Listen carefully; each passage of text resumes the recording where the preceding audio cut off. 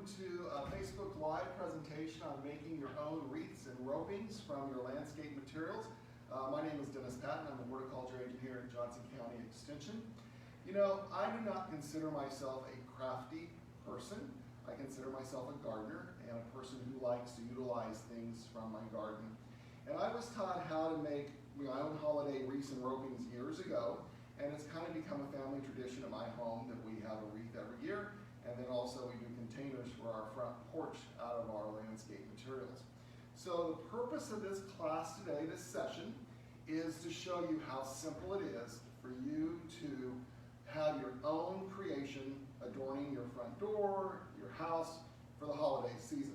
You do not need to rely on fake Christmas, fake holiday. You can have the natural, and you can have that smell that you have from natural material right there by you. So let's get started on what it takes to make your own holiday decorations.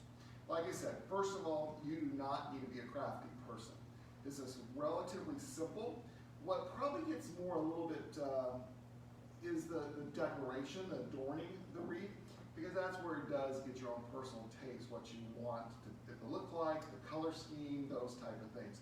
But let's start with the basics, and that's just getting what we call greening the wreath, or the greenery material. So a lot of this material may be as close as your back door or your front door in your landscape, or you might be a little bit of a scavenger to find some of this, maybe in some parks, wastelands, those type of things. So let's just kind of go over a list of materials that you can use to make your wreaths with. So what I use as the main frame, what I call greening the wreath, is I use juniper. Now, there's a couple ways to look at this plant. If you find this growing in your landscape, we're going to call it juniper. If you find this growing in a ditch, in a pasture, in an open area, we're going to call this red cedar. This is that plant that just, pardon? Can you talk louder? Yes. So, I've been asked to talk a little bit louder.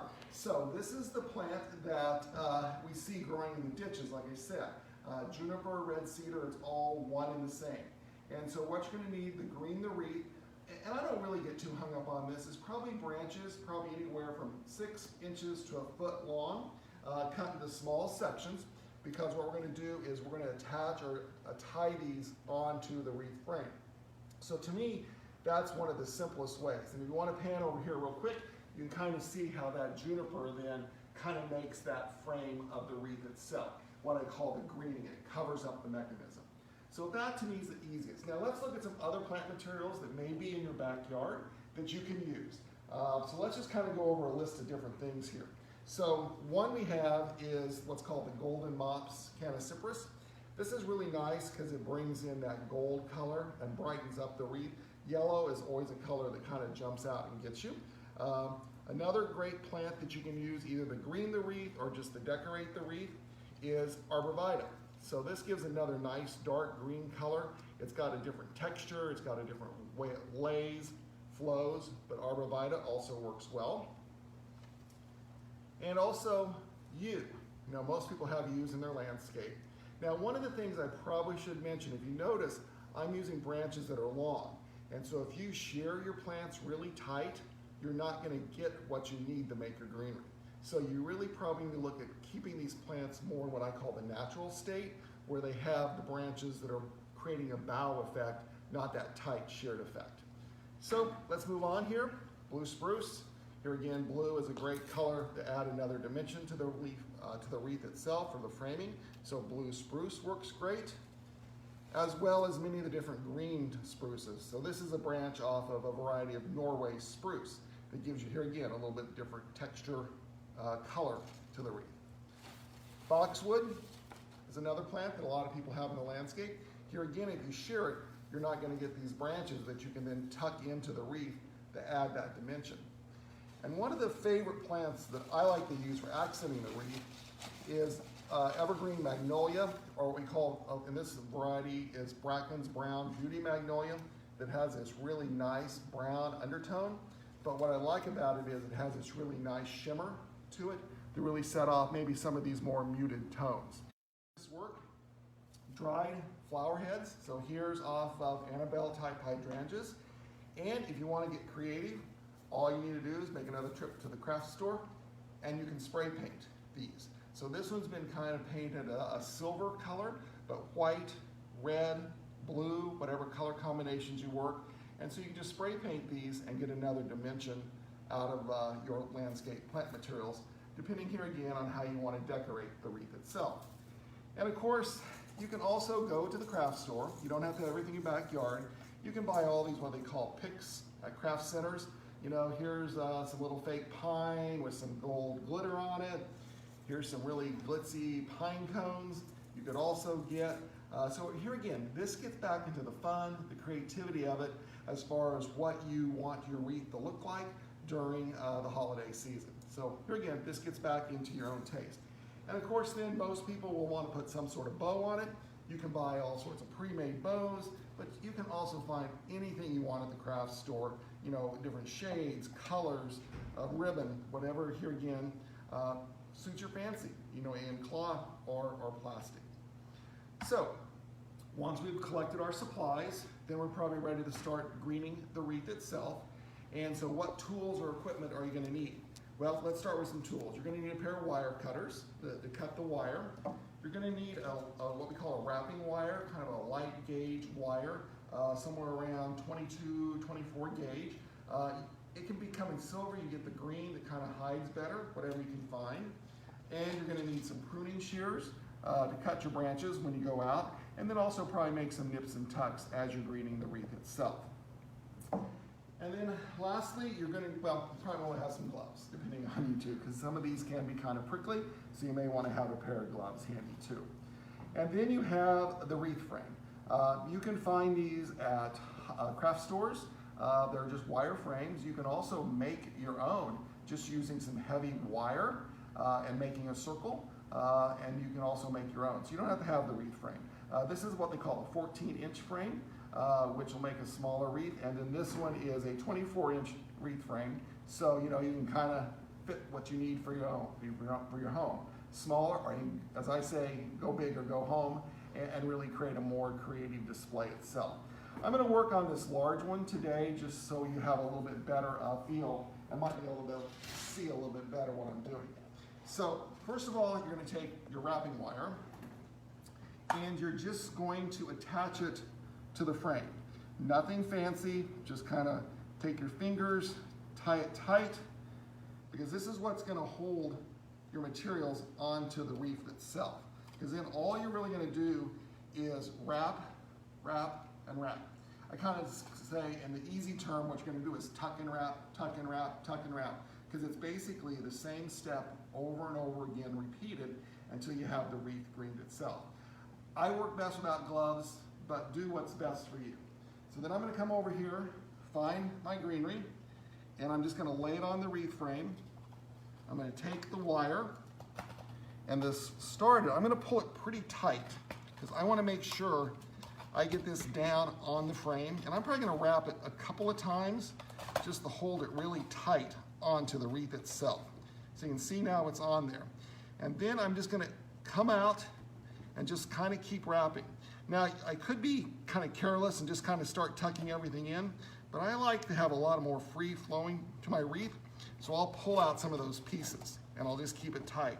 And when I get maybe a third to a half of that piece wrapped or tied to the frame, I'll come back, get another branch.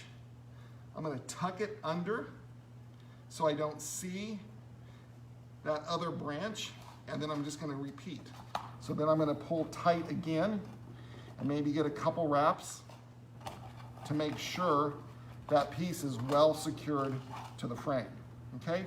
And don't worry about if you have some missing pieces, especially where you start, because when we finish the wreath, that last piece is going to lay over that top part. And also as you go through, you're probably going to have some areas that are thicker and lighter and are heavier and lighter in coverage. And sometimes that tells me how to make maybe the top of the wreath, the bottom of the wreath, where the bow goes, where the hanger goes. So I don't really get too hung up on making sure it's all kind of evenly the same weight. I think one of the things I like about these homemade wreaths is that they have more free flowing. Some of them they're not perfect. They've got some imperfections because it's kind of got your touch to it. And so I'm just going to continue to stick. Take this over. wrap.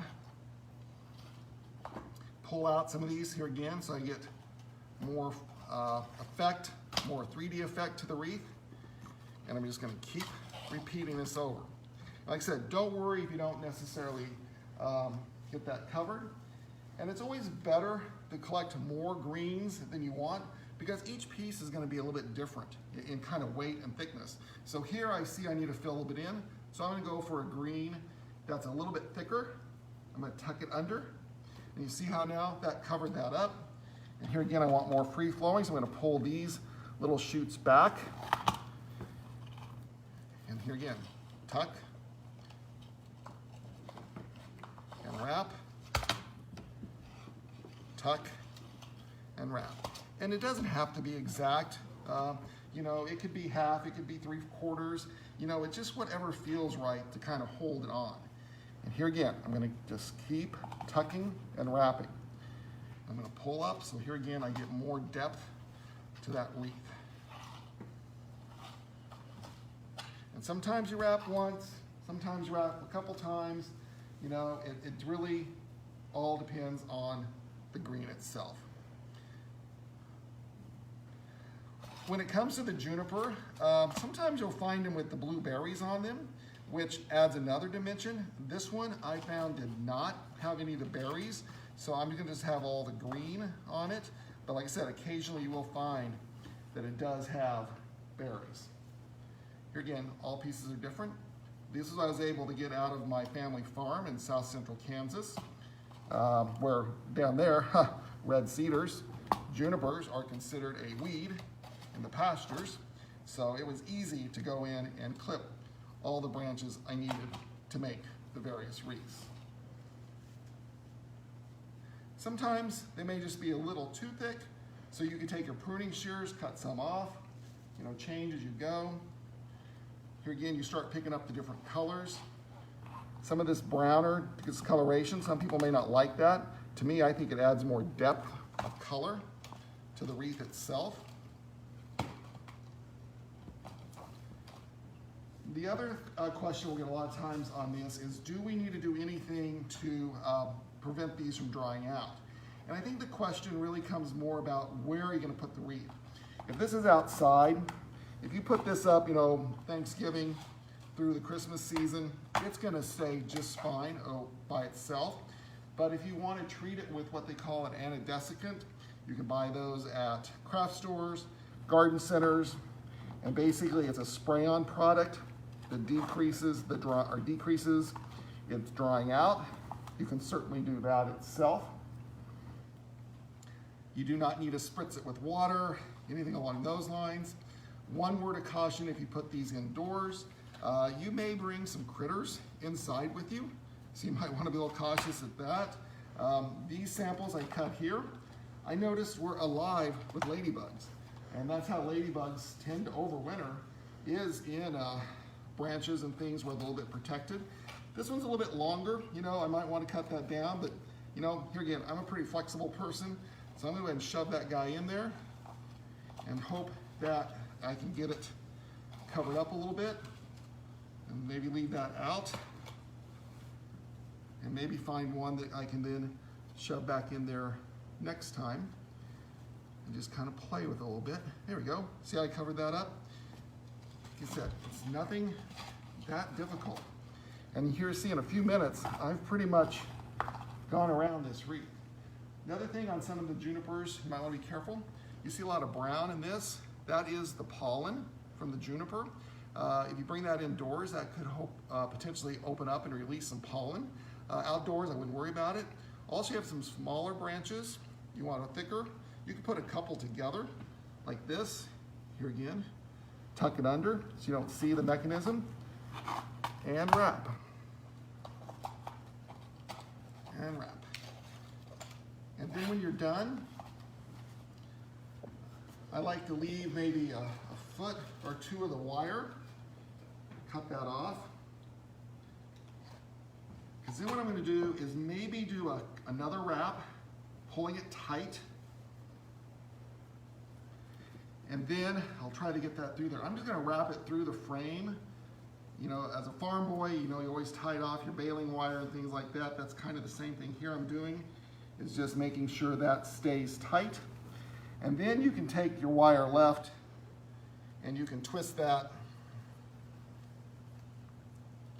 And now you've got a hanger to hang your wreath. Or you could also just hang it off the wreath frame in the back itself, okay?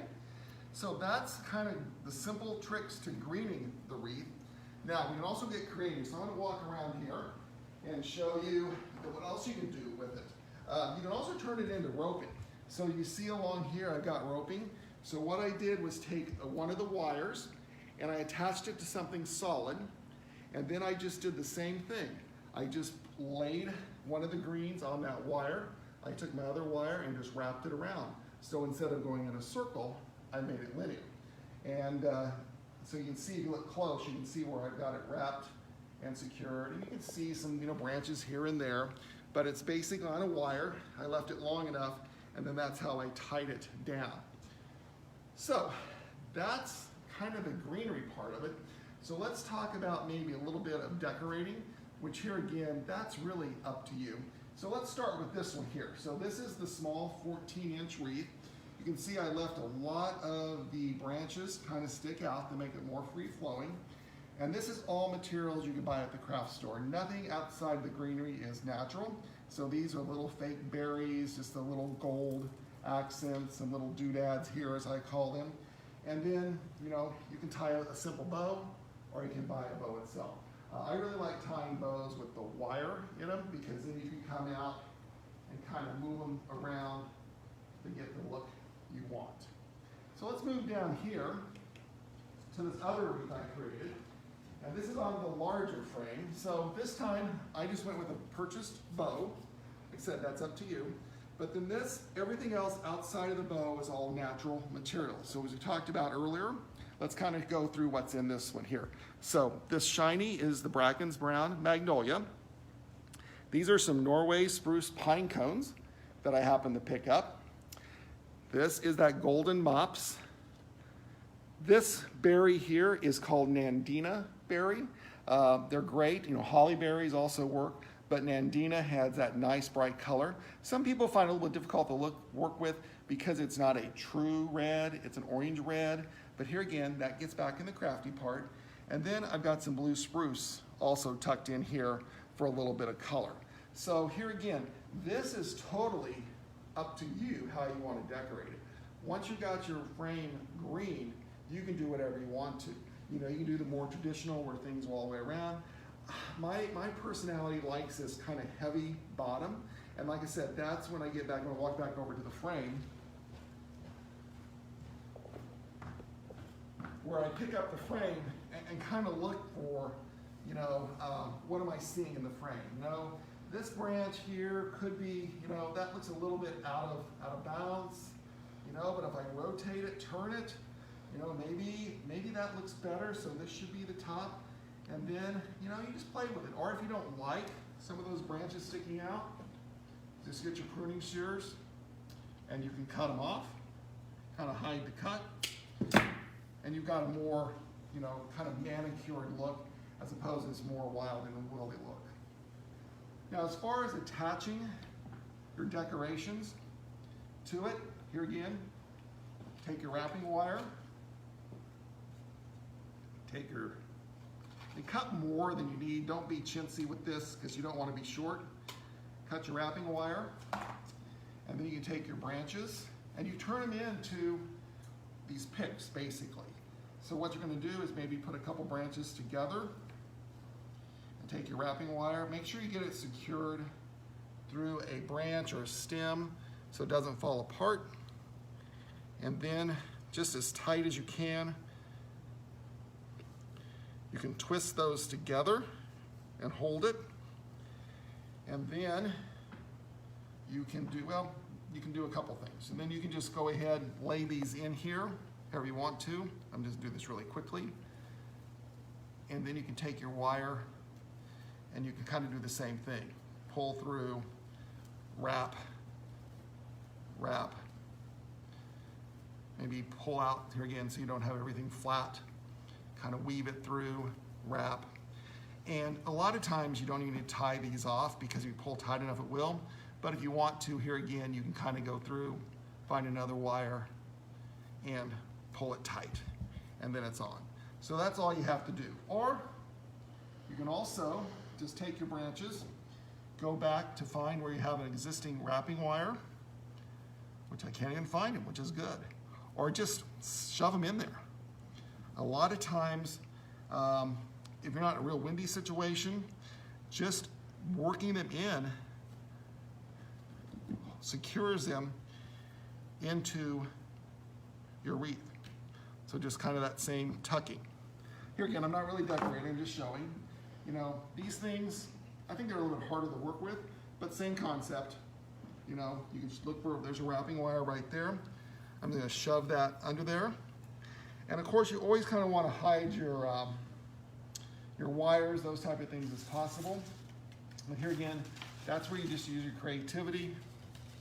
You know, shove in. Here again, if you need to also, if you don't want to wrap, you could also just take your wire once you got it shoved in, wrap it and tie it. And then you're done. So that's really up to you. So I think I'm going to call this my first Facebook Live on making wreaths and ropings. You're welcome to call Johnson County K-State Research and Extension, 715-7000. If you're already watching this on Facebook Live, you can rewatch it, it'll be posted. We do have a little handy dandy, you know, it's not extension without a piece of paper and a fact sheet, but the supplies you need, and then inside it has the steps you need to make the wreath itself. So I hope you enjoyed, I hope you learned, and I hope you have fun this holiday season.